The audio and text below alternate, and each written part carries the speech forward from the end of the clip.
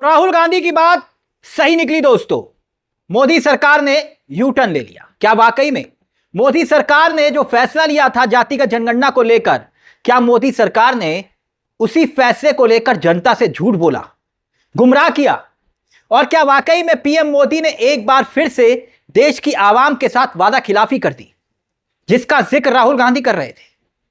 अब यह जिक्र क्यों दोस्तों? दरअसल मोदी सरकार ने कुछ ही घंटों पहले जातिगत जनगणना नहीं, जनगणना से जुड़ी एक अधिसूचना जारी की है। यह अधिसूचना आपकी स्क्रीन पर है दोस्तों, जिसे नोटिफिकेशन कहते हैं, जो आपकी स्क्रीन पर दिखाई दे रहा है। इसको ध्यान से देखिएगा। इस अधिसूचना में सवाल क्यों उठ रहे हैं? इस अधिसूचना को लेकर अब मोदी सरकार की मंशा पर सवाल इसलिए खड़े हो रहे हैं क्योंकि आप जानते हैं इस अधिसूचना में कहीं भी आप देख सकते हैं, कहीं भी जातिगत जनगणना की बात नहीं कही गई है। इतना ही नहीं, आप यह भी देख सकते हैं इस अधिसूचना में कि कहीं भी जाति आधारित सवालों को लेकर कोई भी जानकारी नहीं दी गई है। तो क्या इसका मतलब यह नहीं हुआ कि जो राहुल गांधी ने कहा था वो सच निकल रहा है कि मोदी सरकार जातिगत जनगणना की बात कह तो रही है लेकिन जनता के साथ धोखा कर रही है? यही बात राहुल गांधी ने कही थी ना। दरअसल दोस्तों, जैसे कि आपको पता है कि नेता प्रतिपक्ष राहुल गांधी के लगातार दबाव बनाने के बाद 30 अप्रैल 2025 को मोदी सरकार ने जातिगत जनगणना की घोषणा की थी। मगर अब जो अधिसूचना, जो नोटिफिकेशन मोदी सरकार की तरफ से आया है, उस पर गौर करिएगा। उस पर सवाल क्यों खड़े हो रहे हैं, एक एक करके अब मैं आपके सामने उसका जिक्र करने वाला हूं कि आखिरकार मसला है क्या, क्यों मोदी सरकार यू टर्न लेते हुए दिखाई दे रही है। दरअसल यह कहा जा रहा है कि भाई जो अधिसूचना आई है इसमें कुछ भी नया नहीं है। क्यों? क्योंकि इस अधिसूचना में यही बात कही गई है कि भाई हम जम्मू कश्मीर, हिमाचल और उत्तराखंड में अक्टूबर 2026 को और भारत के जो दूसरे राज्य हैं, दूसरे राज्यों में मार्च 2027 तक जनगणना होगी। ठीक है भाई, लेकिन आप जानते हैं दोस्तों, यह जो जानकारी दी जा रही है, वैसे यह जानकारी 30 अप्रैल को भी दी जा चुकी है, घोषणा की जा चुकी है। यानी जो आप कह रहे थे वही बात दोबारा से दोहरा रहे हैं उसी अधिसूचना में। अब गौर करने वाली बात क्या है? गौर करने वाली बात यह है दोस्तों कि इस अधिसूचना में सिर्फ जनगणना की बात की गई है, जनगणना की, जातिगत जनगणना की बात नहीं कही गई है। तो क्या यह धोखा है? जनगणना की तो बात आप कर रहे हैं मगर जातिगत जनगणना का जिक्र नहीं कर रहे। अब सवाल यह खड़े हो रहे हैं कि आखिरकार इस अधिसूचना में जाति का जिक्र क्यों नहीं किया गया? क्यों आखिरकार जाति का जिक्र क्यों नहीं किया गया? क्या पीएम मोदी का मूड स्विंग तो नहीं हो गया दोस्तों? मतलब समझ रहे हैं आप कि क्या मोदी जी का मन फिर से तो नहीं बदल गया? फिर से मैं क्यों कह रहा हूं? क्योंकि याद कीजिए, पीएम मोदी 28 अप्रैल 2024 को वो क्या कह रहे थे?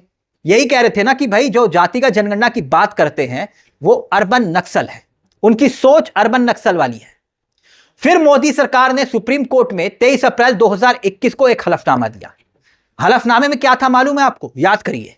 उसमें यही था ना कि हम जातिगत जनगणना नहीं कराएंगे, यह हमारी नीति के खिलाफ है।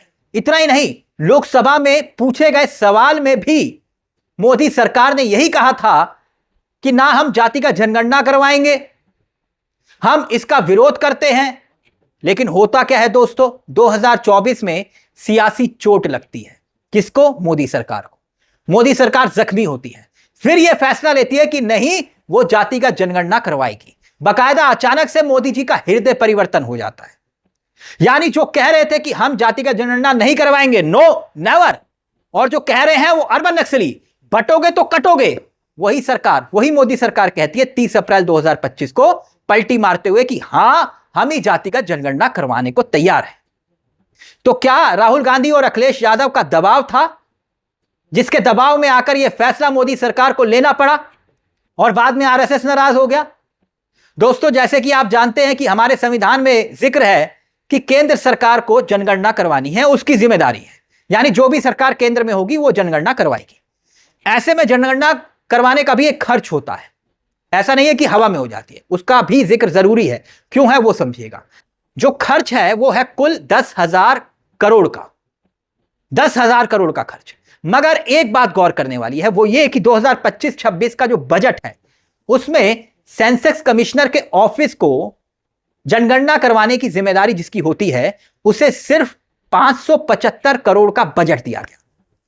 यानी खर्च है जनगणना का 10,000 करोड़ का, और सेंसस कमिश्नर के ऑफिस को दिया जा रहा है कितना? 575 करोड़ का बजट। तो दोस्तों सवाल नहीं बनता कि आवंटन कहां से आएगा और आप 575 करोड़ दे रहे हैं, क्योंकि मोदी सरकार ने बजट 575 करोड़ का। तो क्या यह सवाल नहीं है इस अधिसूचना में कि जाति के बारे में कोई जानकारी क्यों नहीं दी जा रही? सवाल तो यह भी है कि क्या सिर्फ गिनती होगी? गिनती मतलब 1 2 3 4 5 कितनी जनसंख्या, बात खत्म? या इसका मकसद सामाजिक आर्थिक स्थिति पर भी सवाल होंगे? यकीनन सवाल यही है। ऐसे में मोदी सरकार के पास इन सवालों के जवाब हैं क्या? दिलचस्प बात एक और बता रहा हूं दोस्तों, वो ये कि प्रक्रिया में मोदी सरकार ने कोई डेडलाइन जारी नहीं की है। डेडलाइन मतलब कोई समय सीमा निर्धारित नहीं की। तो क्या मोदी सरकार सिर्फ हेडलाइन, यानी कि जो छपास रोग है, हेडलाइंस बनाने के लिए अधिसूचना निकाल रहे हैं? हेडलाइन होगी मगर डेडलाइन नहीं होगी। वहीं दोस्तों कांग्रेस एक मांग और कर रही है, वो कह रही है कि भाई आप करवा ही रहे हो तो राष्ट्रीय स्तर पर जो जातिगत जनगणना हो रही है, हमारा जो तेलंगाना का मॉडल है जो हमने की थी उसे ही अपना दें। मगर जो हालात दिख रहे हैं ना दोस्तों, उससे तो लगता है कि बिहार चुनाव में मोदी सरकार ने सोचा कि भाई हम जो है, बीजेपी ने, कि हम जो है इस मुद्दे को बुला लेंगे। अभी अधिसूचना जारी हो गई। जारी होने के बाद मोदी सरकार के लिए दिक्कत और बढ़ सकती है, क्योंकि जनता पूछेगी भाई आपने कहा कुछ और कर कुछ और रहे हैं। क्योंकि यह बात तो विपक्ष कहेगा ही ना कि भाई मोदी सरकार आरएसएस के दबाव में जातिगत जनगणना से पीछे हट रही है। और यह भी बात विपक्ष कहेगा कि मोदी सरकार हर बार की तरह फिर से वादा खिलाफी कर रही है, देश की 90% आबादी को धोखा दे रही है। खैर इसमें कोई दो राय नहीं दोस्तों कि जातिगत जनगणना मोदी सरकार की एक कमजोर नब्ज है जो गाहे बगाहे विपक्ष की तरफ से दबाई जाती है, और खासतौर पर राहुल गांधी और अखिलेश यादव खूब इस कमजोर नब्ज को दबाते हैं मोदी सरकार। पिछड़ी दलित की आवाज का मुद्दा लोकसभा में इस कदर गूंजा लोकसभा चुनाव में दोस्तों, कि जो नारा दिया था मोदी जी ने कि अब की बार 400 पार, यानी कि बीजेपी ने, वही नारा उल्टा पड़ गया, 240 पर आ गया। और उसकी वजह सबसे बड़ी यही थी, पिछड़ों की राजनीति। ऐसे में एक बार फिर से राहुल गांधी को यह मुद्दा मोदी सरकार पर वार करने का मौका दे सकता है, क्योंकि राहुल गांधी अभी भी यही बात दोहरा रहे हैं, बार बार हर मंच पर दोहरा रहे हैं कि भाई ये किसी भी कीमत पर जाति का जनगणना नहीं करवाएंगे, असली जाति जनगणना नहीं कराएंगे, दलितों, पिछड़ों, आदिवासियों को उनका हक मैं दिलवा के रहूंगा। राहुल गांधी हर मंच पे बोल रहे हैं। तो क्या नैरेटिव की सियासत में बीजेपी अब पिछड़ती हुई दिखाई दे रही है, जो सियासी गुब्बारा अक्सर वो फुलाती थी? वैसे तो यह सच है कि जातिगत जनगणना सिर्फ एक जातियों की गिनती तक सीमित बात नहीं है दोस्तों, बल्कि सामाजिक न्याय की दिशा में एक ऐतिहासिक कदम है। ठीक वैसा ही जब भारत का संविधान लागू हुआ, ठीक वैसा ही जब मंडल सिफारिशों के बाद यह तीसरी सबसे बड़ी घटना हो सकती है। जनगणना यह दिखाएगी कि भाई जो 60% ओबीसी आबादी है, सत्ता, शिक्षा, नौकरी और संसाधनों में उसकी कितनी भागीदारी है।